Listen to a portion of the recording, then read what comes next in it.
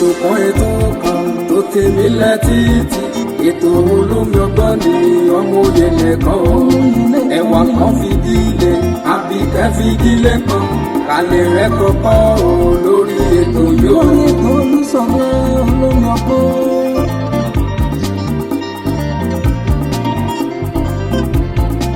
ọmọlé ìwé o ẹ fara yín balẹ̀ kẹlẹ̀ rẹ̀ kọ́kọ́ o lórí ètò yóò.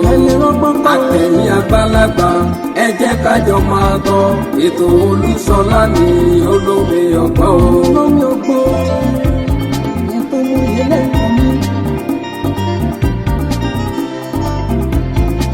ètò kan tó tèmi létí ètò olómi ọgbọ́n ní ọmọ òye nìkan o ẹwà kan fìdílé àbíkẹ́ fìdílé kan alẹ́ rẹ̀ kọ́kọ́ o lórí ètò yóò. alẹ́ rẹ̀ kọ́kọ́ rẹpẹtẹ o lóní jàmbó rẹpẹ.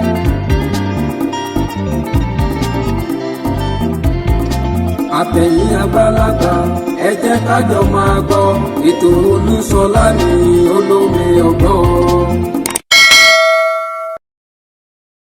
ẹ jẹ́ kí gbogbo wa wípé a kú dédé àkókò yìí níbi gbogbo tẹ̀tí náà fàánà tí máa wà káàkiri àgbáláyé. Very quick one lórí update lórí àwọn tí wọ́n jí gbé ní ìpínlẹ̀ Ọ̀yọ́. ọ̀rọ̀ sì bẹ̀rẹ̀ sí ní máa takora wọn báyìí látàrí ìròyìn kan eléyìí tí ó jẹyọ jáde ní ọ̀sẹ̀ tó kọjá pẹ̀lú fọ́nrán fídíò tí àwọn bandit tí wọ́n ṣẹ̀ gbé jáde ní òní olónìí yìí gangan. ẹ dákun ẹ bá mi pín fọ́nrán fídíò yìí, ẹ jẹ́ kó délé kẹjẹ́ kó dókò káàkiri, ẹ jẹ́ kí ó dé ọ̀dọ̀ àwọn tó bá jẹ kó dé lórí ọ̀rọ̀ tó wà ńlẹ̀ yìí. Elédùmarè kó dákun kó dábọ̀ nínú àánú rẹ̀ kí ó bá dá sí ọ̀rọ̀ orílẹ̀-èdè Nàìjíríà yìí ni, nítorí pé ó sọ sí ni lẹ́nu, ó buyọ̀ sí pátá gbà. ẹ rí wípé mo kọ̀ wò bí mo ṣe rí fọ́nrán fídíò yìí, just a 2-minute video òun ni àwọn bandit wọ́n ṣe release ní èní yìí. bí mo ṣe rí ni mo pé gbam wọ́n gbọ́dọ̀ mú ìròyìn yìí wá fún àwọn olólùfẹ́ wa back to back lórí gbogbo nǹkan tó ń ṣẹlẹ̀ yìí la gbọ́dọ̀ mú wa. mo fẹ́ kẹ́ kọ́kọ́ lọ wo fọ́nrán fídíò yìí náà. wọ́n ṣe release eléyìí ni kẹ́ gbọ́ ọ̀rọ̀ láti ẹnu principal obìnrin tí wọ́n jí gbé yẹn tó wà lára àwọn yẹn. ẹ gbọ́ ọ̀rọ̀ bí wọ́n ṣe, kódà bí mo ṣe rí wọ́n ti ń gba kámú gan, wọ́n ti rárá fẹ̀rẹ̀ lóróró yàtọ̀ sí bí wọ́n ṣe sunkún tẹ́lẹ̀. ṣùgbọ́n ẹ kọ́kọ́ lọ gbọ́ ọ̀rọ̀ láti ẹnu wọn náà. tẹ́ bá wá gbọ́ ọ̀rọ̀ láti ẹnu wọn kẹ́ wá jẹ́ ká padà wá. Come to make some clarifications. Today makes it the 24th day that we have been in this place. And it seems that some people are making our problems to be complicated already. We were shown some print media where it was stated that these people that abducted us requested for release of some people.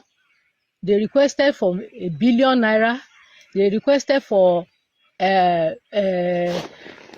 Sharia to be entrenched in the country. These are not true. They are just trying to create problems for us. We have been here since. We have not been forced to worship in Islamic way. We have been left alone. They have not troubled us concerning that. They are not asking for Sharia law. They are not asking for money. The single thing they are asking for is the release of some of their people.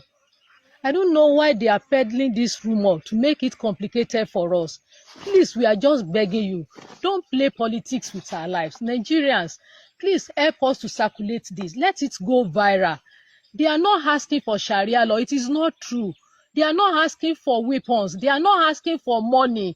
All they want is the release of some people. And the government will negotiate with them and know those that they will release for them. I don't know why they are playing politics with our life. Please, Nigerians, our lives are in your hand. Help us make this go viral. Don't let the government deceive the whole world. They are not asking for Sharia. They are not asking for money. They are not asking for weapons. All they want is release of some of their people. Please, let everybody know about it. Ẹ dákun, lórí ọ̀rọ̀ wa náà ni mo tún wá sí. Òní ló di ọjọ́ 24. Ẹ káàbọ̀ láti ibi fọ́nrán fídíò eléyìí tí ẹ lọ wò yẹn. Ohun tó dùn mí ń bẹ̀ ni wípé principal yìí ó ń sọ pé bí ìgbà tó jẹ́ pé wọ́n ti ń fi ẹ̀mí wọn ṣe ọ̀rọ̀ òṣèlú. We have said it several times wípé àwọn bandits wọ́n ní báàkì tó máàdì gan. Wọ́n fi àwọn tí wọ́n jí gbé wọ́n fi wọ́n ṣe ìdúnàádúrà ni.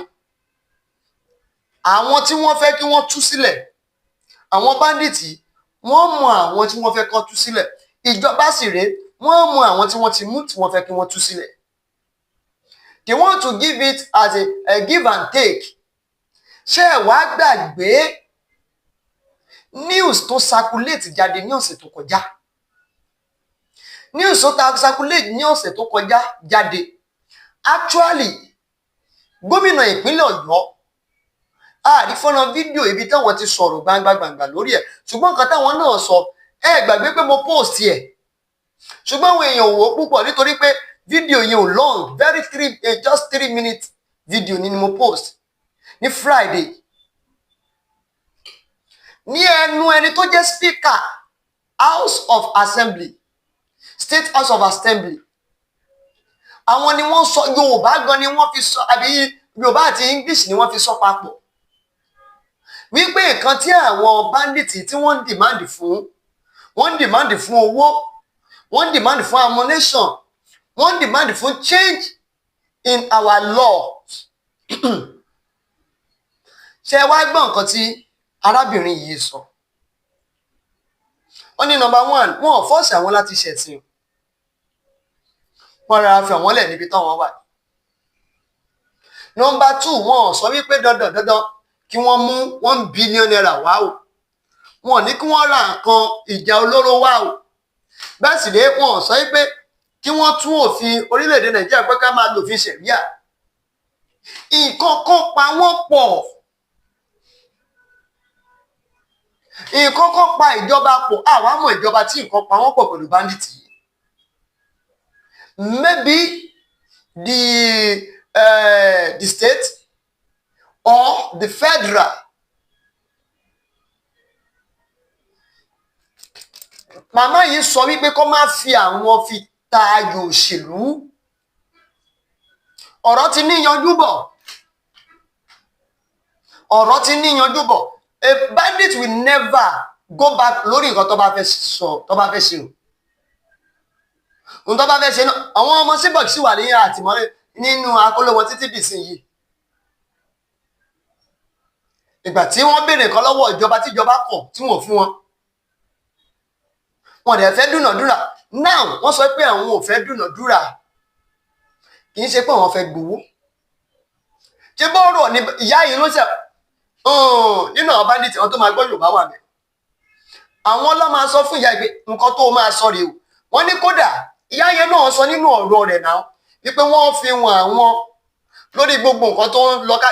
Kò dé ń ṣe wípé àwa tá à ń gbèrò ìjáde àmúròyìn òfegè náà. Actually tá a bá sọ pé the typing tó jáde pé wọ́n ní gómìnà sọ báyìí wípé the typing yẹn wípé amúlòfegè ìtí speaker sọ nǹkan. Abẹnugan fún lẹ́gbìmọ̀ aṣòfin ti ìpínlẹ̀ Ọ̀yọ́. That video tíyẹn náà tí wọ́n sọ kọ́ pé ẹ jẹ́ fún yín láyè kẹ́ wo fúnra fídíò yẹn. Ìtí gọ́vnà sọ, ìtí speaker táwọn náà sọ, kẹ́ ẹ wò ó, tẹ́ ẹ bá wò ó, mo lérò pé a tún fún wa ní òye nǹkan tó ti wà ńlẹ̀ lọ́sẹ̀ tó kọjá sẹ́yìn. Another video tó wá ṣẹ̀ wá jáde ní èní níbẹ̀rẹ̀ ọ̀sẹ̀ yìí, a tún wá fún wa ní òye. A wá bẹ̀rẹ̀ sí ní máa gbé yẹ̀wò gbogbo àwọn ọmọ orílẹ̀-èdè Nàìjíríà, gbogbo ọ̀jọ̀gbọ́n, gbogbo ọ̀mọ̀ye pátápátá. Ẹ wá ní àǹfààní àti wí ọ̀rọ̀ kalẹ̀ lábẹ́ comment section. Ẹ lọ fọ́nrán fídíò yẹn láti lè fi rántí tó ṣẹlẹ̀ lọ́sẹ̀ tó kọjá. We will not relent until our teachers and children are returned safely home. Every day they remain in captivity is a painful day for their families, their communities, and all of us in Oyo State. I want to assure our people that efforts are ongoing around the clock and that the safe return of those abducted remains a top priority of this administration. They have not been forgotten and they have not been abandoned. We may not be able to disclose every step being taken because of the sensitive nature of the operations involved, but I ask our people not to mistake our silence for inaction. A great deal of work is being done behind the scenes, and we remain fully engaged with all relevant security agencies. With the signing of this executive order, we are also introducing additional measures to enhance security across our states. Consequently, the operations of commercial motorcycle operators, popularly known as Okada riders, will now be restricted between the hours of 10:30 p.m. and 5:30 a.m. throughout Oyo State. We can create laws and regulations, but their success ultimately depends on the cooperation of our people. This is another opportunity to remind us all that security is a shared responsibility. If you see something, say something, and authorities will do something. Our toll-free emergency contact numbers remains 615. Please call 615 free of charge.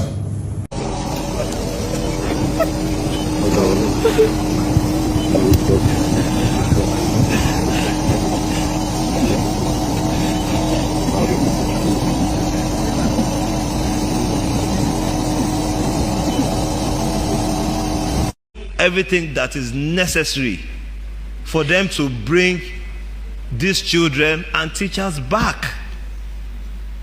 If it was up to you, would you negotiate with terrorists? If terrorists ask for weapons, they ask for money, they ask for concession on future laws of this land as part of their ransom, if you are the governor, would you accept those ransom?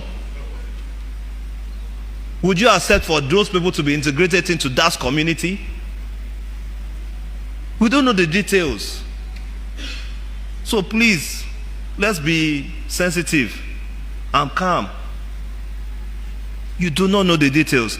The more you negotiate with these people, the more you are going to embolden them. So please, a motion has been moved and duly seconded. Those in favor of the resolution within the motion, say aye. Aye. Those against, say nay. The ayes have it. Ẹ̀jẹ̀ máa tún kì í káàbọ̀. Ọ̀rọ̀ yìí ó wá sọ sí ní ẹlẹ́nu ó buyọ̀ sí o. Lójú tèmi èmi ò mọ bí bàbá ṣe gbé ọ̀rọ̀ òun náà kà. Mi ò mọ bàbá ṣe àpèjúwe ọ̀rọ̀ náà. Ó ti ń bà wá nínú jẹ́ púpọ̀. Ẹ mọ̀ wípé ìjínigbé yìí is one of the worst ever, and àwọn bandits yìí, they use it as an opportunity to do the communication between them and the government. Àmọ́ àwọn tí government mú tó wà lára wọn tí wọ́n fẹ́ kí wọ́n tú sílẹ̀. Well, with this, I think government can re-strategize. Ṣùgbọ́n ibi tí mo tẹ̀tí kọ́ fẹ́ ká tún wò ni pé kí ló wá dé tí wọ́n wá ń jáde wá fún wa tẹ́lẹ̀ pé wọ́n ní kí wọ́n ra ammunition wá, kí wọ́n san owó tó pọ̀ gan-an, bẹ́ẹ̀ sì rèé kí ìyàtọ̀ kó wà nínú ìwé òfin orílẹ̀-èdè wa Nàìjíríà at first. Wọ́n ní kí ni yẹn complicate issue gan.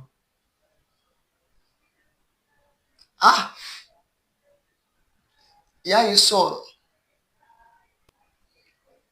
òṣèlú. Ṣé ìgbáyé ológun gan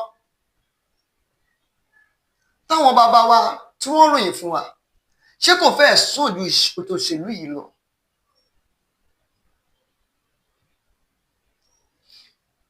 Àwọn tó bá jẹra wọn lẹ́sẹ̀ nígbàáyé ológun, ara wọn ni wọ́n ń jẹ lẹ́sẹ̀, wọ́n ń dìtẹ̀ gbàjọba ara wọn ni.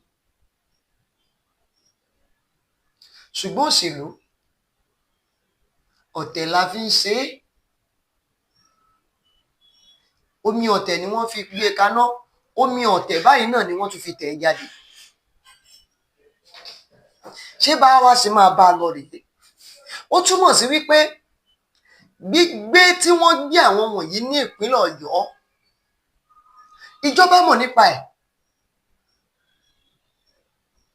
wọn ò dárúkọ àwọn tí wọ́n fẹ́ kí wọ́n tú sílẹ̀, wọ́n ní ìjọba mọ̀ àwọn tí wọ́n fẹ́ kí wọ́n tú lẹ̀.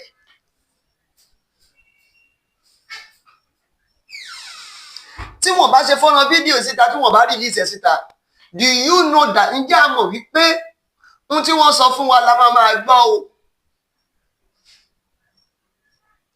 ó ti fẹ́ dá ìjà ẹ̀sìn sílẹ̀ o. màmá yẹn gan fúnra ara wọn sọ pé wọn ò fọ́ọ̀sì àwọn láti ṣe ẹ̀sìn kankan o. wọ́n fi àwọn lẹ̀ báyìí, àwọn náà sì dúró tí wọ́n báyìí ni o. ṣùgbọ́n àwọn míì náà, àwọn bandit míì, àwọn agbésùmọ̀ míì wà. nítorí ìròyìn kan gbé jáde nígbà kan tí ṣé lọ́sẹ̀ tó kọjá náà ni, táwọn kan tí wọ́n jíyàn gbé ní Kwara, táwọn ń béèrè owó wòlímọ̀, ipò wọn ti kan wọn ní kéwú. then oríṣiríṣi bandit ló wà ní tòótọ́, but this one in particular, it has something to do with the government. It has ó ní nǹkan ṣe pẹ̀lú ìjọba múnimú ògùn. kò sẹ́ni tó sọ̀rọ̀ sí ìjọba, kò sẹ́ni tó sọ pé nǹkan tí ìjọba ṣe ò dáa. we are very sure, a mọ̀ wípé ìjọba ẹni strategy, gbogbo tí wọ́n ń bẹ ní ìjọba wa wọ́n ní ọgbọ́n lórí, wọ́n sì mọ̀ tí wọ́n ń ṣe. ṣùgbọ́n eré eléyìí lójú wa ó ti di eré òṣèlú o. ó ti di eré òṣèlú. actually ó possible kó jẹ́ pé nǹkan tí wọ́n kọ́kọ́ demand lọ́wọ́ wọn òun nìyẹn, tí wọ́n wá wòó pé kíní ó ti escalate, ọ̀rọ̀ yìí ti pọ̀ gan lórílẹ̀‐èdè Nàìjíríà, wọ́n wá fẹ́ deviate, wọ́n fẹ́ yíwọ́ kò lórí nǹkan yẹn, wọ́n fẹ́ wá dọ́gbọ́n pé ókè o, káwọn má kúkú gba nǹkan yẹn mọ́ o, káwọn kúkú gba àwọn èèyàn wọn tí wọ́n wà nínú akóló ìjọba, kí wọ́n kúkú gbà wọ́n jáde. if it is that, ìjọba bóyá ká kúkú sọ báyìí, béèyàn bá máa mú òkété á fẹ́ jẹ àkàrà, èèyàn fún lákàrà o, ṣùgbọ́n èèyàn á fi àkàrà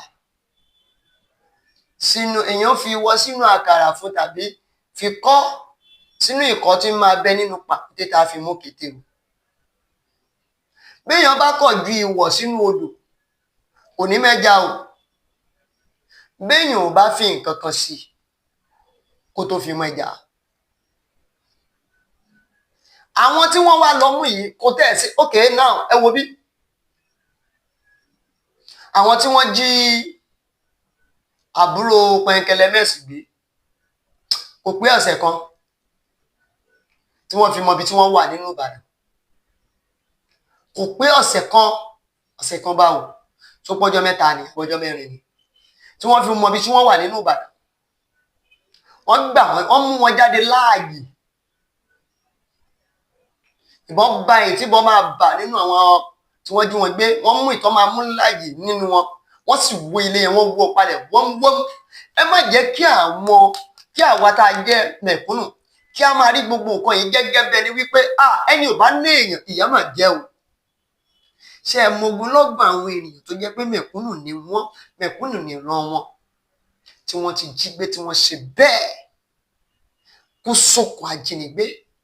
mo mú fọ́nrán fídíò kan wá ní ètò tí wọ́n rí ibi tí àwọn ajínigbé yìí tí wọ́n fi ń ṣe bùbá ní ìpínlẹ̀ Dó. àwọn ọlọ́pàá lọ bẹ̀, òkú arábìnrin yẹn ni wọ́n bá ń bẹ̀, wọ́n tún gbowó láwọn àwọn mọ̀lẹ́bí wọn.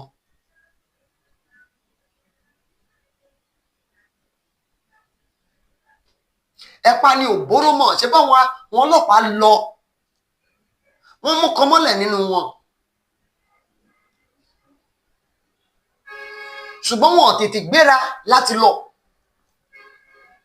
tó bá jẹ́ pé wọ́n tètè gbéra láti lọ ni bóyá ẹ̀pà ẹ̀ bá gbóró. ọ̀rọ̀ tí principal yìí tí wọ́n sọ ó rò mí lára bá kan. ẹ̀yin olóṣèlú ẹ má fẹ̀mí wa takáìtì ẹ má fẹ̀mí wa play politics. kí àwọn bandit wá wò ó pé àwọn agbésùnmọ̀ yìí kí wọ́n wá wò ó pé kí làwọn fi gba nǹkan táwọn fẹ́ gbà lọ́wọ́ àwọn olóṣèlú o káwọn wá nawọ́ mọ́ àwọn èèyàn nínú ilé. àwọn tó jẹ́ wípé ẹ béèrè lọ́wọ́ bó ṣe jẹ́ principal nínú iléèwé ẹ lọ bí wọ́n léèrè èló ni wọ́n máa gba sálárì. òṣìṣẹ́ ìjọba náà lọ kọ ẹ̀. ẹ wá wo gbogbo àwọn ọmọ tó jẹ́ abúlé ní òwe ìlú yìí o abúlé ni o it is not a developed town rárá o. ṣé oko ni wọ́n fẹ́ fi san ransom ni these people wọ́n ní wọ́n béèrè ransom. I am very sure after this video we expect the governor of Oyo State nínú gbogbo gómìnà tí ń bẹ ní ìpínlẹ̀ pátápátá gómìnà tí mo respect jùlọ gómìnà tí mo nífẹ̀ẹ́ sí jùlọ nìyẹn jùlọ òun nìyẹn gómìnà Ṣèyí Mákindé nítorí sàn láàrin ajé ní mo rìn pẹ̀kọ́ kódà tó bá máa bọ́wọ́ èèyàn sọ̀gbọ̀n Yorùbá gan ló máa fi bá wa sọ̀rọ̀ débi pé àá fi gbọ́ ọ̀rọ̀ rẹ̀ á yé wa dáadáa. bó bá ṣe sọ náà ni wọ́n á tún ṣe sọ ní House of Assembly. àwọn ìpínlẹ̀ míì wà tó yẹ pé gómìnà òun ò tẹ̀lé sọ̀rọ̀ jáde rárá. àwọn aides wọn nìkan ṣe ló máa sọ̀rọ̀ media aides wọn. nígbà gómìnà sọ̀rọ̀ House of Rep àwọn House of Assembly wọn gò tẹ̀lé sọ̀rọ̀. ọ̀sẹ̀ ní tòun tẹ̀lé ti fẹ́ nípe ìgbà kan ṣẹlẹ̀ ńbẹ̀. I am very sure after this video something must come out. pẹ̀lú eléyìí nísìn ó ti nójú ń bọ̀. ó jẹ́ kí àwọn wọ̀nyí kí wọ́n lè gba ìtúsílẹ̀ láàrin ọ̀sẹ̀ ìsọ̀sẹ̀ tó ń bọ̀. kò jẹ́ kí ọ̀rọ̀ wọn kó dàbí ọ̀rọ̀ àwọn ṣìbọ̀. lówe láwo là ń lùlù gidi gbọ́lọ́gbọ́n ní ju ọ̀mọ̀ràn ní mọ́. bàbá máa mọ̀ bọ̀ á fọ̀gẹ̀dẹ̀ tán bọ̀ ọ̀bọ fọ̀gẹ̀dẹ̀ bàbá fún ọbọ lọ́gẹ̀dẹ̀ ọ̀bọ á jẹ ọ̀gẹ̀dẹ̀ ṣùgbọ́n ọ̀bọ ti gbàgbé pé ohun tó ń dùn ló ń pa ni. ẹ̀yin náà mọ́gbọ́n ti lè dá o abẹ̀yìn o another video ti jáde wọ́n sọ pé owó kan ni wọ́n gbà o wọ́n sọ pé sẹ̀ríà lọ́kàn ni wọ́n fẹ́ o wọ́n sọ pé wọ́n sọ pé kẹ́ra ammunition wá o. ẹ bá mi pín fọ́nrán fídíò yìí ẹ má sì gbàgbé ẹ bá mi like ẹ bá mi subscribe sórí ìkànnì Olómi Ọgbọ́n TV mo bẹ̀yìn torí náà ẹ bá mi subscribe sórí ìkànnì Olómi Ọgbọ́n TV yìí ẹ tún lọ wọ̀n fọ́nrán fídíò yìí lẹ́ẹ̀kan sí. Come to make some clarifications. Today makes it the 24th day that we have been in this place. And it seems that some people are making our problems to be complicated already. We were shown some print media where it was stated that these people that abducted us requested for release of some people. They requested for 1 billion naira. They requested for Sharia to be entrenched in the country. These are not true. They are just trying to create problems for us. We have been here since we have not been forced to worship in Islamic way. We have been left alone. They have not troubled us concerning that. They are not asking for Sharia law. They are not asking for money. The single thing they are asking for is the release of some of their people. I don't know why they are peddling this rumor to make it complicated for us. Please, we are just begging you. Don't play politics with our lives. Nigerians, please help us to circulate this. Let it go viral. They are not asking for Sharia law. It is not true. They are not asking for weapons. They are not asking for money. All they want is the release of some people. And the government will negotiate with them and know those that they will release for them. I don't know why they are playing politics with our life. Please, Nigerians, our lives are in your hand. Help us make this go viral. Don't let the government deceive the whole world. They are not asking for Sharia. They are not asking for money. They are not asking for weapons. All they want is release of some of their people. Please, let everybody know about it. Ẹ dákun, lórí ọ̀rọ̀ wa náà ni mo tún wá sí. Òní ló di ọjọ́ kẹrìnlélí. We will not relent until our teachers and children are returned safely home. Every day they remain in captivity is a painful day for their families, their communities, and all of us in Oyo State. I want to assure our people that efforts are ongoing around the clock and that safe return of those abducted remains a top priority of this administration. They have not been forgotten and they have not been abandoned. We may not be able to disclose every step being taken because of the sensitive nature of the operations involved, but I ask our people not to mistake our silence for inaction. A great deal of work is being done behind the scenes, and we remain fully engaged with all relevant security agencies. With the signing of this executive order, we are also introducing additional measures to enhance security across our states. Consequently, the operations of commercial motorcycle operators, popularly known as Okada riders, will now be restricted between the hours of 10:30 p.m. and 5:30 a.m. throughout Oyo State. We can create laws and regulations, but their success ultimately depends on the cooperation of our people. This is another opportunity to remind us all that security is a shared responsibility. If you see something, say something, and authorities will do something. Our toll-free emergency contact numbers remains 615. Please call 615 free of charge.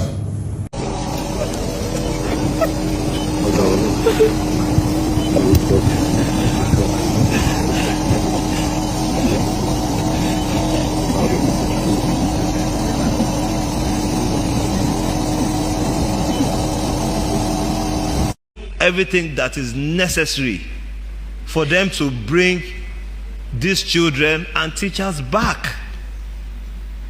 If it was up to you, would you negotiate with terrorists? If terrorists ask for weapons, they ask for money, they ask for concession on future laws of this land as part of their ransom, if you are the governor, would you accept those ransom?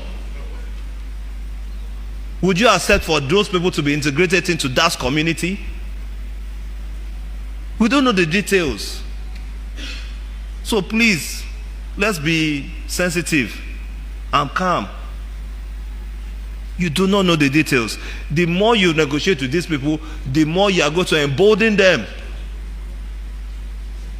So please, a motion has been moved and duly seconded. Those in favor of the resolution within the motion, say aye. Aye. Those against, say nay. The ayes have it. Ètò olómi ọgbọ́n ni ọmọ òye nìkan o. Ẹ̀wà kan fìdílé, àbíkẹ́ fìdílé kan. Kàlẹ́ rẹ̀ kọ́kọ́ o lórí ètò yóò. Lórí ètò olùsọ̀rọ̀ olómi ọgbọ́n.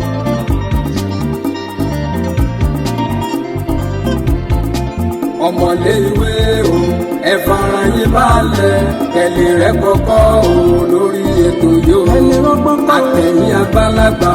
Ẹ jẹ́ ká jọ máa gbọ́ ètò Olúṣọlá ní olómi ọgbọ́n o. Olómi ọgbọ́n ètò olóyè lẹ́kọ̀ọ́ mi. Ètò kan tó ti mí létí tí ètò olómi ọgbọ́n ní ọmọ òye lẹ́kọ̀ọ́ o. ẹwà kan fìdílé àbíkẹ́ fìdílé kan balẹ̀ rẹ̀ kọ́kọ́ o lórí ètò yóò. alẹ́ rẹ̀ kọ́kọ́ rẹpẹtẹ o lóní jàmbó rẹpẹ.